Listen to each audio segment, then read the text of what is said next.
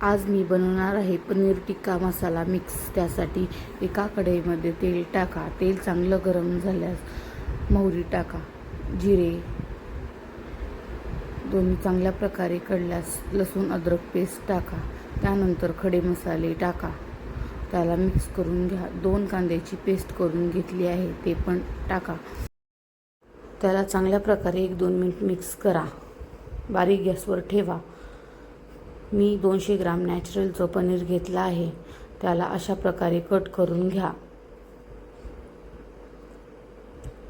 त्यानंतर आपला कांदा बऱ्यापैकी तळला आहे। त्यानंतर 2 टमाट्याची पेस्ट केली आहे ते टाका। त्यालाही चांगल्या प्रकारे मिक्स करा। अशा प्रकारे मिक्स करा। त्यानंतर पनीर टिक्का मसाला मिक्स घेतला आहे,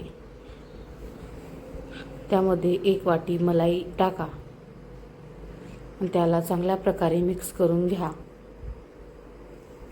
आपण बघू शकता अशा प्रकारे करायची आहे। आपला कांदा टमाट्याची पेस्ट पण छान प्रकारे झाली आहे। त्यानंतर त्यामध्ये आपण तयार केलेला मसाला टाका।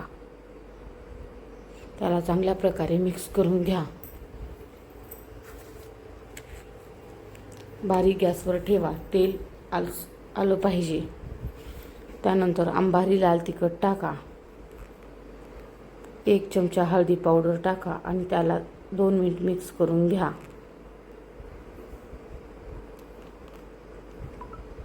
त्यानंतर गरम पाणी टाका, त्याला मिक्स करा। बारीक गॅसवर ठेवा। 1 उकळी येऊ द्या। अशा प्रकारे उकळी आल्यानंतर आपण कट केलेलं पनीर टाका। 1 मिनिट बारीक गॅसवर ठेवा। 1 उकळी येऊ द्या। त्यानंतर बारीक कट केलेली कोथिंबीर टाका। त्याला परत मिक्स करून घ्या। आपण बघू शकता पनीर टिक्का मसाल्याचा कलर एकदम छान आला आहे। मी केलेलं पनीर टिक्का मसाला मिक्स कसा वाटला नक्की सांगा। आणि एकदम सोप्या पद्धतीने केला आहे। आवडला असेल तर चॅनलला सबस्क्राईब करा। पनीर टिक्का मसाला मिक्स